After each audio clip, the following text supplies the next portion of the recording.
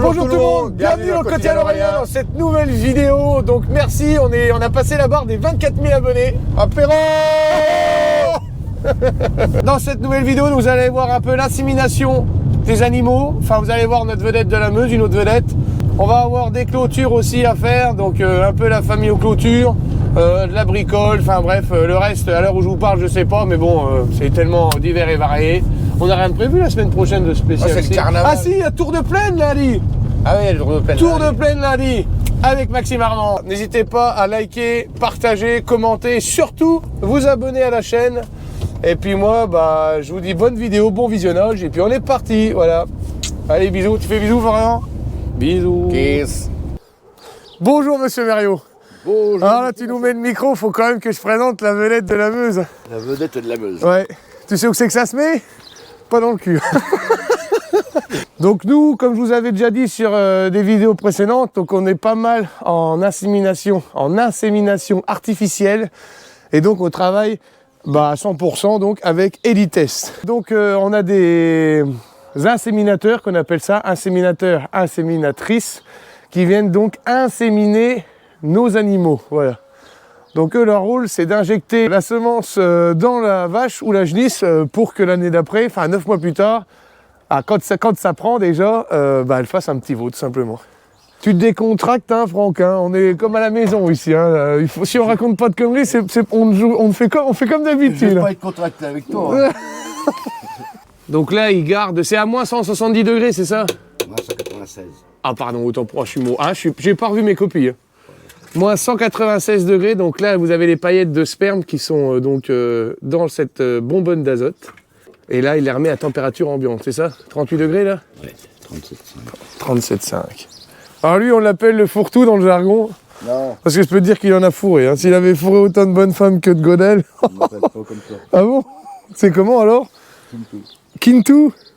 C'est le Manuel Ferrara, bovin allaitant, bovin lait. Donc là, il rentre tout dans son dossier informatique pour tout ce qui est traçabilité. Bon, est-ce que ça a été le salon, en fait? Impeccable. Tu sais que j'ai gagné le prix de la meilleure performance YouTube 2024. Putain, ils donnent ça à n'importe qui, eux. Ah ouais, t'as vu? Hein? Et en plus, c'est un Meusien. Oh, les ouais, fumiers. Viens la fille. Oh, viens là. Venez. Viens au bout. L'appel de l'éleveur. Il faisait ça aux gonzesses en boîte quand il était célibataire. Viens au bout. Suis-moi. La Jägerbombe. Tu vois, ça me fait trop rire, par exemple, sur les vidéos, tout ça que vous voyez sur Internet. C'est, toi, les gens, t'as des L214, ils vont prendre une photo comme ça, ils vont dire « Oh là, regardez comme elles sont sales, les bêtes !» Alors que c'est nickel juste derrière, vous voyez. Ça, c'est bien les réseaux, ça. Les réseaux sociaux, tout ça. Regarde ça. Oh la vache. Ça va aller. Ça, c'est du beau blaireau. Hein. T'en veux un petit peu? Arrête tes conneries. Il rigole. Ah, celle-là, je peux vous dire que pour aller au bœuf, elle va au bœuf. Hein. Oh, regarde-moi ça. Et c'est propre, hein. Là, il est en train de trouver... Ah, explique, Franck. Tu passes l'utérus? Je tiens le col pour passer le pistolet. Et tu le mets pile dans le trou, dès que tu trouves le trou, tac. Voilà, et là, ça y est, elle a pris l'insémination. Et voilà, j'espère que ça vous a plu, ce petit truc décalé. Donc, avec un de nos collaborateurs. Non. Oh, le collabo, toi. Qu'est-ce qu'il dit? Qu'est-ce qu'il dit? Un collaborateur, un collabo, oui. Un collabo, fumier. Donc voilà un peu comment que ça se passe. Allez hop, on continue la suite. Donc là, on va aller faire un peu de clôture. Franck, je te reprends le micro, je te dis merci. Ouais, y a pas de quoi. Un peu de crampillon. Et les gants, non? Dans ton seau. Ouais, bien fait de mec. Le plus gros îlot de parcelles d'herbe qu'on a sur la ferme. Donc là, c'est chez mon frangin.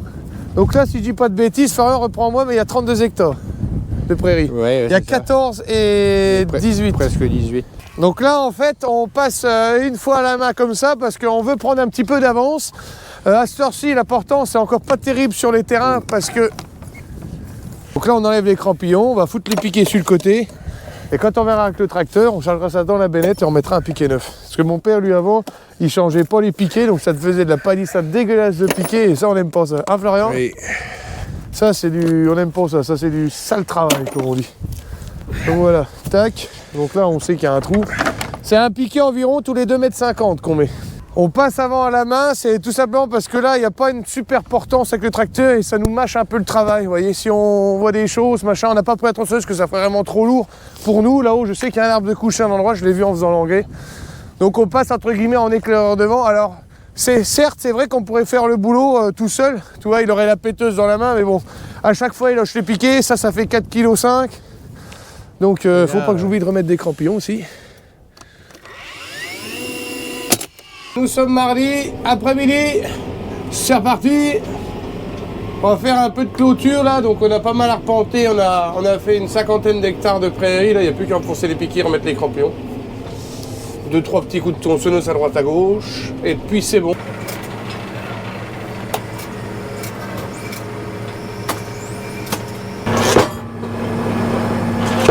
A few moments later. C'est du béton.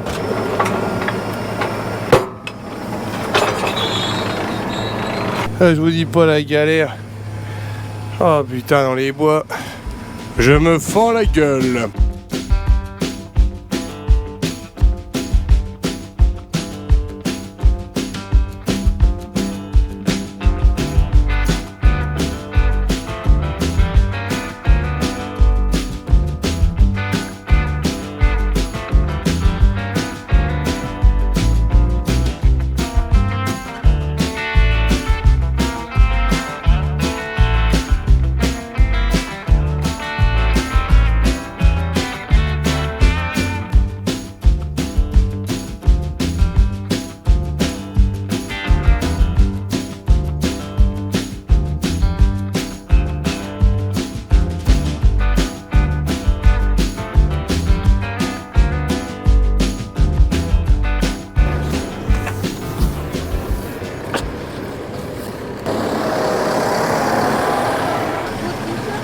Oh, arrête, ne filme pas ça, non. C'est mon t-shirt que je fais de la peinture, d'habitude.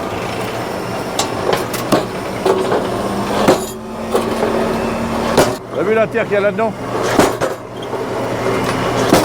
Il y a 2 mètres de terre. Ah, il descendra plus. Ah, c'est James Bond.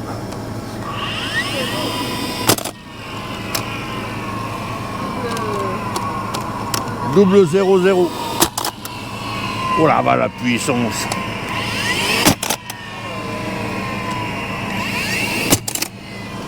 Ça va trop bien, merci beaucoup. Je prends un petit bain de soleil au mois de mars. Là, c'est la pire plaine du village. Ah, tout ça, c'est de la merde. Bien le bonjour tout le monde, donc petit contenu décalé aujourd'hui. Rallye de Meux, je voulais vous faire partager un peu ça, voilà. Là, il y a du pied de vigne au mètre carré, hein, je peux vous le dire. Surtout lui, il aime bien la boisson.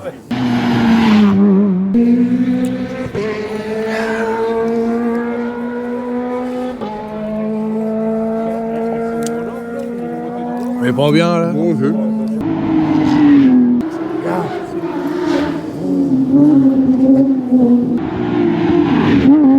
C'est l'apéro vin Oh, faut être bien là. Oh la vache. Regardez-moi ça, cette belle 205. Oh la vache, elle est belle la rallye. C'est l'heure de L'apéro. Ah. Oh là, tu sais nous prendre par les sentiments toi. Voilà, regardez-moi ça, ça c'est direct de la Mason Farm. Oh là là. C'est vrai que c'est bon. C'est bon, hein. Un délice. Regardez-moi ça. Les vegans ils savent pas ce qu'ils loupent, je vous le dis. C'est quoi ça? Mais regarde, ça vient de chez toi mon grand, c'est éclater la panse. Mais qu'elles font? 1,2 kg chacune. C'était bon? Impeccable. C'est vrai? Ah, bah ça me fait plaisir. C'est fait avec amour, hein.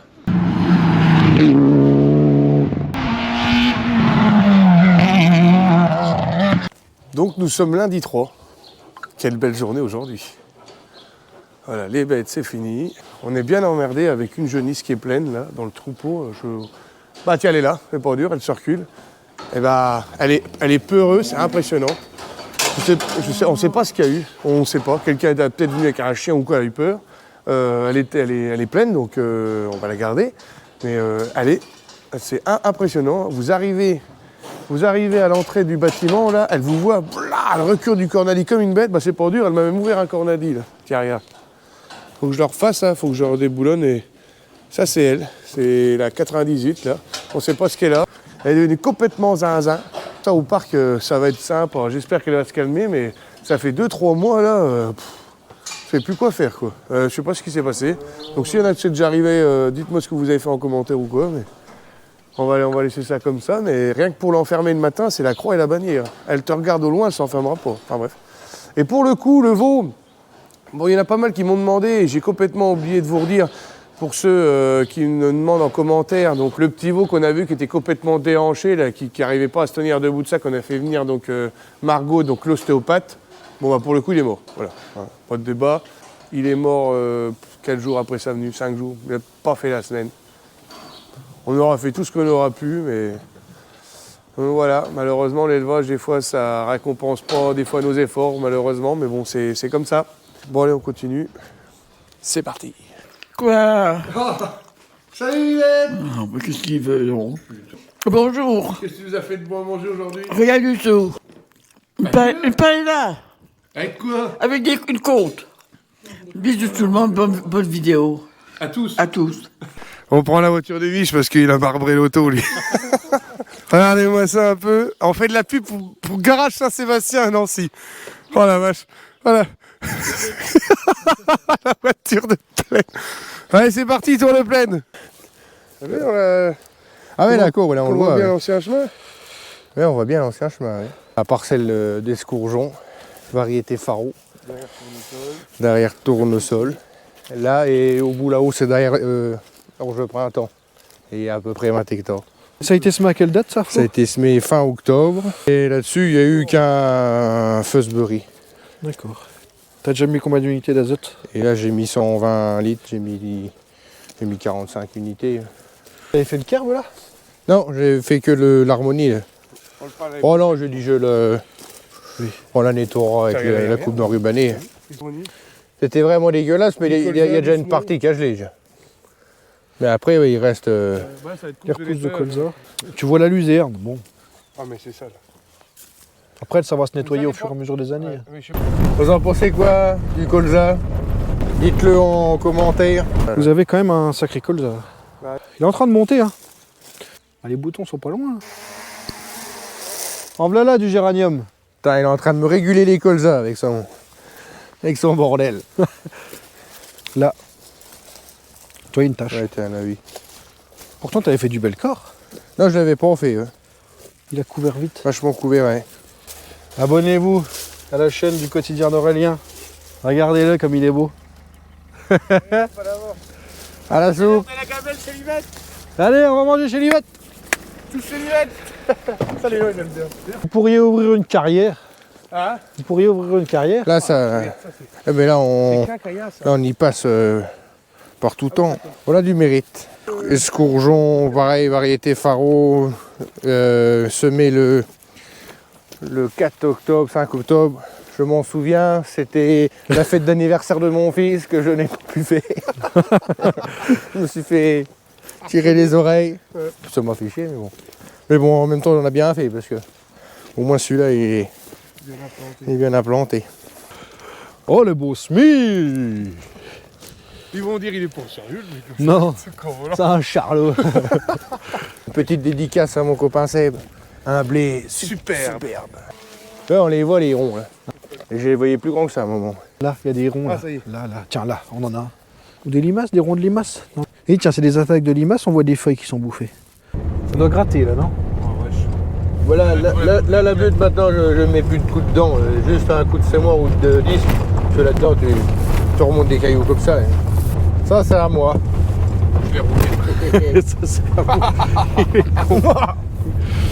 Et ben, les désherbages d'automne ont bien fonctionné. Non, c'est quand même pas mal. Il n'y a pas de retouche à faire chez vous, hormis quelques scandix à certains endroits, mais c'est plutôt dans l'historique. Après, au niveau graminé, rien du tout. Bon, les conditions de semis qui ont été un peu compliquées, donc on voit des blés un peu plus clairs à certains endroits. Donc limaces, colza escourgeon, très bien. Ouais. Mais sinon, belle culture, prometteur. Le paysan, l'agriculteur qui travaille bien. Bon, eh bien, nous sommes jeudi après-midi, donc ce matin, on a eu des rendez-vous pour du photovoltaïque. Alors, ça va me permettre de vous en toucher 2 mots également là-dessus. Donc là, comme vous pouvez le voir, on est en train donc de rouler les blés, donc de rappuyer les blés. Je sais pas si vous voyez, des zones un peu plus claires que d'autres. Après, le restant du champ, franchement, ça va. On a été voir ce matin quelqu'un qui fait des photovoltaïques parce qu'on a pour projet de faire 2 bâtiments photovoltaïques. Ça fait 1 an et demi, 2 ans, enfin, 1 an et demi que c'est en route. Mais le projet a vachement chioté.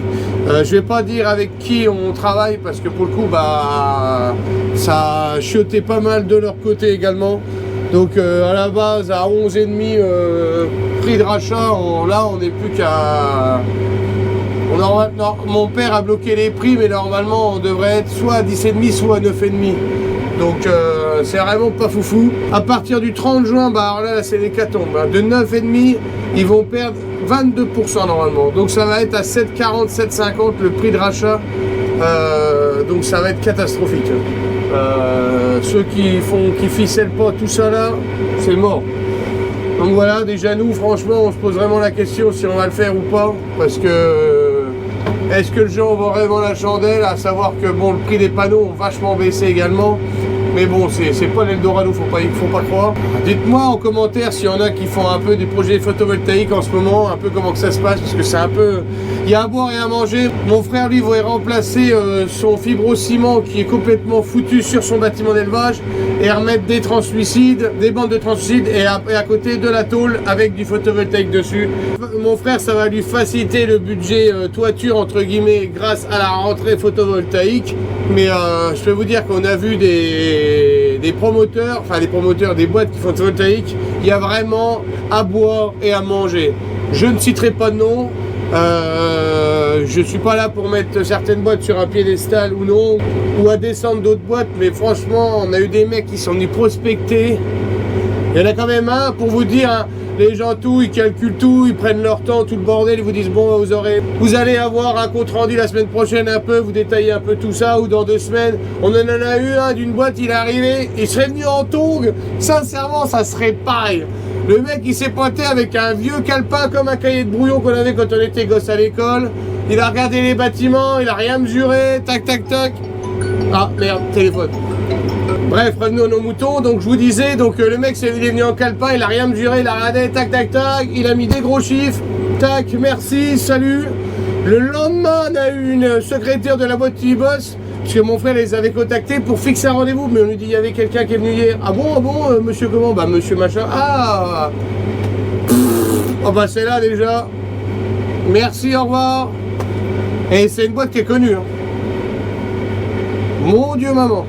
Donc voilà, mais ça compromettrait pas mal le projet. À la base, nous on voulait travailler avec quelqu'un, faire un bâtiment à nous, avoir la recette du photovoltaïque, payer le bâtiment et avoir un autre bâtiment juste à côté sur la même grande plateforme entre guillemets, et avoir un bâtiment que on nous mettait à disposition.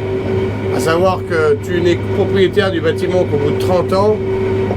Voilà. Après c'est sûr que logiquement ils gagnent de l'argent sur nous, donc le but ça aurait été quand même mieux de faire 2 bâtiments à nous et d'avoir la pleine rentrée photovoltaïque. Mais je sais pas vous, dites-moi un peu en commentaire s'il y en a qui ont fait et tout, mais on aurait pu être à 11,5, entre 11 et 12 centimes, alors là on aurait rigolé des genoux un peu, alors que là, aïe aïe aïe aïe, c'est pas terrible. Donc si on a un peu qui veut parler un peu de leur vécu, tout ça, ou qui conseille des boîtes, n'hésitez pas à dire en commentaire. Quand vous perdez 1 ou 2 centimes sur le prix de rachat, attention les vélos, ça commence à claquer quand même. À la fin de l'année, tout dépend de votre surface, mais ça vous fait pas mal de pognon en moins. C'est là que tu es content d'avoir le GPS, parce que déjà poussoir là-dedans, c'est pas terrible. Et en plus de ça, en bout de champ, je fais des grands demi-tours, donc j'évite d'arracher le blé, surtout que là j'ai les 4 motrices, histoire d'être sûr que même dans les faux plats, entre guillemets, le tracteur, la motricité du tracteur se fasse sur les 4 roues, et pas que ça arrache avec les roues arrière, parce que là vous êtes directement, donc vous roulez directement sur la culture.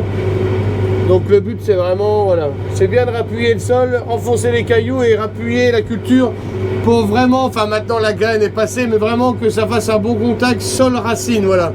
Et essayer de faire en sorte que le blé tale. Parce que le problème, c'est que là où il y a de la population, c'est pas encore tout le problème. Là où il y a moins de population de blé, bien évidemment, donc le but c'est d'essayer qu'il y ait le maximum de talles par grain pour maximiser donc le rendement, parce qu'une talle c'est égal à un épi. Voilà. Après, ça dépend s'il fait sec ou pas. Moi, j'ai déjà vu des années ici dans notre type de sol qui est assez très calcaire, très séchant. C'est que vous avez des fois 3-4 talles sur un blé. Et malheureusement, ce qui se passe, c'est s'il fait sec, et ben la talle, le maître brun, la talle principale, elle va rester. Des fois, il y a une autre talle qui va rester. Mais les talles secondaires, donc les autres talles, vont se laisser entre guillemets crever pour pouvoir que les deux premières talles, ou la seule talle qui reste, eh ben, elles survivent entre guillemets et elles se fassent correctement alimenter pour faire un épi de blé. Vous voyez ce que je veux dire? Donc ça c'est Mère Nature qui décide. Hein. Si on a de la pluie et du beau temps, qu'on n'a pas un coup de sec, ici on peut faire des rendements quand même corrects, hein, à plus de 80 quintaux en blé, entre 80 et 85 quintaux plus ou moins. Donc c'est plutôt pas mal. Hein. Alors c'est sûr que pour des gars qui ont 3 mètres de limon, ils vont trouver ça merdique, ils vont se dire ça c'est leurs pires années. Bah nous je peux vous dire que c'est les meilleurs. Donc voilà. Mais qui plus est, à du blé à 200 € voire plus, bon bah là on est super content quoi. Mais bon, le but ici c'est vraiment de maîtriser ses coûts de production, voilà. C'est par exemple nous les semis, ici dans le secteur, je réfléchis mais j'en connais pas un où c'est super rare. C'est labour rotatif semoir, vous voyez, c'est un petit coup de DDI, donc un outil à disque ou un pio coup de Terrano, un coup de dent ou alors du semis direct. Mais voilà, et un coup de semoir et terminé bon sur un coup de rouleau, ça coûte pas cher et puis basta quoi. Mais le but c'est vraiment que ça nous coûte pas très cher.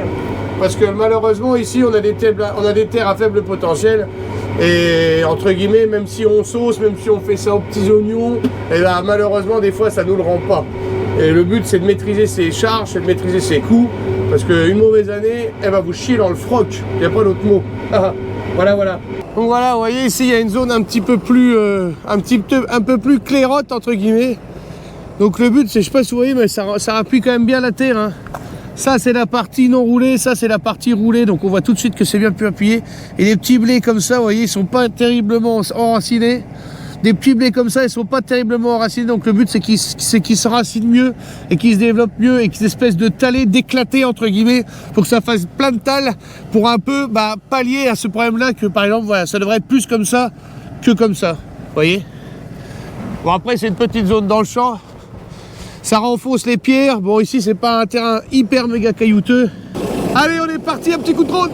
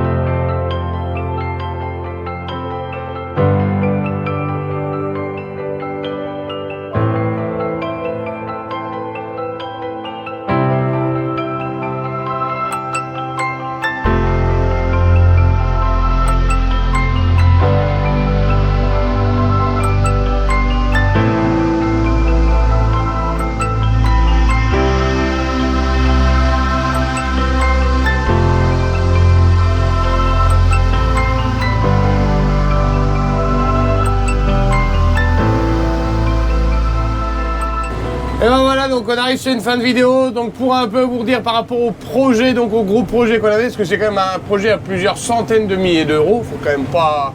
Enfin nous à notre échelle on prend pas ça à la rigolade quand même. Il y en a pour qui c'est de la rigolade, d'autres non, d'autres que c'est beaucoup. Enfin bref, après chacun voit midi à sa porte, hein, chaque exploitation est différente. Nous le truc ça aurait été de faire 2 gros bâtiments photovoltaïques, donc en monopente avec une petite casquette devant, pour pouvoir stocker du fourrage, parce qu'à Sorcy on est vraiment limite, on fait pas mal de meules et tout, on en a vraiment marre. Donc à la base ça serait surtout pour stocker du fourrage et plutôt délocaliser le fourrage des bâtiments existants là où ils sont et remettre des fois des animaux dedans, on verra bien, peut-être graisser des genisses, je sais pas. On est en train d'y réfléchir et donc ça serait 2 gros bâtiments, puisqu'il y en a un qui ferait 80 mètres sur 20,5 de profond et un autre qui ferait 72 mètres sur 20,5 de profond également. Donc ça ferait quand même des sacrées cathédrales quoi, voilà. C'est pas un 30 mètres sur 12,5 quoi. Hein. Non mais voilà, c'est... Mais au moins là, parce qu'on est toujours limité en surface de stockage et tout, et comme ça plus tard, à l'avenir, ça serait pouvoir stocker l'intégralité de notre production céréalière, pouvoir être autonome au niveau autonomie fourragère, avoir voilà, du stock d'avance de paille, tout ça. Vraiment voir l'avenir venir, quoi. Qu'une année où il n'y a pas de paille, faut vraiment voir l'avenir venir et être tranquille pour arranger le matériel sans jongler, le mettre par-ci, le mettre par-là, vraiment avoir un truc carré, qu'enfin on soit tranquille. Parce que quand vous avez de la place, ça c'est quand même un luxe. Et malheureusement, ça on ne l'a pas. Voilà, donc j'espère que cette vidéo vous aura plu. Bon bah là, comme vous pouvez le voir, non vous ne voyez pas, mais je suis en train d'hercer les prairies, mais ça sera dans la prochaine vidéo. Donc là, on est vendredi après-midi, la vidéo sort demain. Demain, c'est engrais, donc on va mettre le soufre sur les céréales, on va solder les colzas. Donc ça sera également dans la prochaine vidéo. Et puis bon, bah le reste, je vais pas tout vous dire quand même, parce que faut laisser une part de suspense. S'il y a des fabricants de bâtiments ou quoi qui me regardent ou quoi, si vous voulez, il est encore temps d'être dans la partie, si vous voulez nous faire un devis ou quoi que ce soit, n'hésitez pas à me contacter via mon mail pro. S'il y en a qui ont eu des mésaventures avec des promoteurs photovoltaïques ou quoi que ce soit, enfin au niveau de ça, ou des choses à bien faire attention, n'hésitez pas à le dire en commentaire, que ça m'aide moi comme les autres. Hein, c'est à la base ma chaîne YouTube, c'est aussi également une chaîne entre guillemets de partage. J'aime bien que les gens interagissent. Voilà, n'oubliez pas de mettre un petit like parce que ça aide beaucoup à faire marcher l'algorithme de la vidéo. N'hésitez pas à vous abonner, ça doit être là ou là, un truc comme ça. Là, vous avez juste à cliquer et puis c'est carré le S, tu vois. Moi, je vous dis à samedi prochain, 9h30 pour la prochaine vidéo. Je vous fais des bisous, portez-vous bien. Et merci d'avoir regardé le quotidien d'Aurélien à l'Amazon Family Farm. Je vous fais des bisous, salut!